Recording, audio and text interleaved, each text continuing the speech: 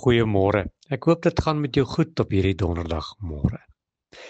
Jy ken verseker die verhaal van Isak en sy pa Abraham. Kom ek vertel dit vinnig vir jou. Abraham kry die belofte van die Here dat hy 'n seun gaan hê en dat sy nageslag soos die sand van die see en die sterre in die hemel sal wees. En dan gaan daar baie jare verby en niks gebeur nie. En nou Abraham het dinge ook in sy eie hand geneem en het probeer self sy nageslag bou. Maar die wonderwerk gebeur toe Sara swanger word en 'n seun word gebore met die naam van Isak. En ons ken almal die hartseer verhaal die dag toe die Here vir Abraham die opdrag gee dat hy moet sy seun opvat teen die berg om hom te gaan offer.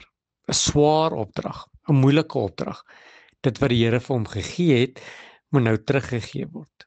Maar so gehoorsaam is Abraham dat hy sy seun vat en hout vat en hulle is op teen die berg. En ek dink vir 'n oomblik of vir baie lank het Isak terwyl hy die berg opgeklim het saam met sy pa gewonder, hier's die hout en hier's alles wat ons nodig het, maar daar's geen offerdier nie.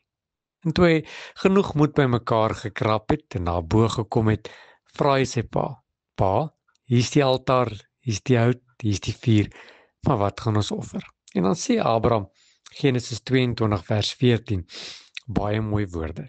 Die Here sal voorsien. En dan reg deur die Bybel is daar 'n goue lyntjie van hierdie woorde wat weergalm en ego deur geskiedenisse en geslagte. Die Here sal voorsien. En as jy die Bybel reg gaan lees van Genesis tot Openbaring, dan sien jy telke maar hoe die wonderwerk weer afspeel. Dat die Here het en die Here sal en die Here gaan voorsien.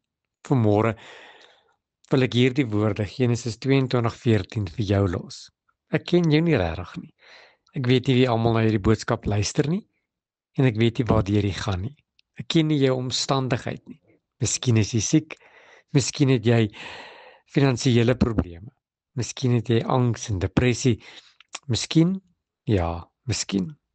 Maar vanmôre wil ek hê jy moet die woorde van hierdie Genesis 22 onthou, dat die Here sal voorsien.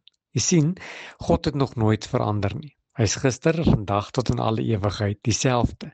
Hy is ook nie 'n aannemer van persoon nie. Wat hy vir Abraham en Isak gedoen het, wil hy ook vir my en jou doen. Daarom wil ek hê jy moet vandag vir jou finansies kyk en dan sê jy, die Here sal voorsien. Kyk vir jou gesondheid en dan sê jy, die Here sal voorsien. Kyk vir jou omstandigheid, die storm en die omstandigheid wat om jou besig is om jou onder te kry. En dan sê jy vir hulle, die Here sal voorsien. Want as daar een ding is waarvan ek seker is, dat die Here los ons nooit alleen nie. Sy kinders verlaat hy nooit. En al wat jy vandag moet doen, is om te glo en te vertrou en te weet en te bely dat die Here groot is. En dat die Here sal voorsien. Al vergeet jy alles wat ek in hierdie week vir jou gesê het, wil ek hê jy moet hierdie woorde onthou. Die Here sal voorsien. En as jy vandag met mense praat, en dit lyk vir jou asof die omstandigheid nie gaan uitwerk soos jy dit wil hê nie, of daar's nie uitkomkans nie, of iets gaan nie uitwerk nie, dan kyk jy daardie persoon in die oë en dan sê jy vir hom, ek weet nie hoe dit gaan werk nie, maar die Here sal voorsien. Here, baie dankie dat ons wonderwerke gaan hoor van dit wat U vandag vir mense gedoen het. En Here, dankie dat ek weet U sal voorsien.